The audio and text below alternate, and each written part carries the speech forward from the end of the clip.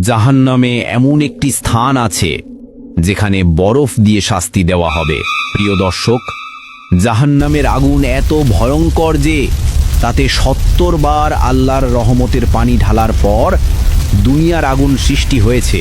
আপনি শুনেছেন নিশ্চয়ই, জাহান্নামীদেরকে আগুনের হাতুড়ি দিয়ে পেটানো হবে আর গলিত লোহা তাদের চোখে ঢালা হবে।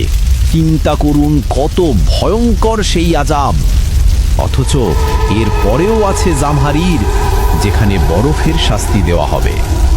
যখন জাহান্নামীদের সেই বরফে ফেলা হবে তখন তাদের শরীরের মাংস টুকরো টুকরো হয়ে পড়তে থাকবে। তারা সহ্য করতে না পেরে চিৎকার করে বলবে, আমাদেরকে আগুনের শাস্তি দাও, কিন্তু এই বরফ থেকে বাঁচাও। অথচ সেখানে তাদের শাস্তি চলতেই থাকবে। প্রিয় দর্শক, জাহান্নামের এই ভয়ঙ্কর আযাবের কথা একবার হলেও ভাবুন। আসুন আমরা সবাই আল্লাহর কাছে ক্ষমা চাই আর কমেন্টে লিখি আস্তাগফিরুল্লাহ।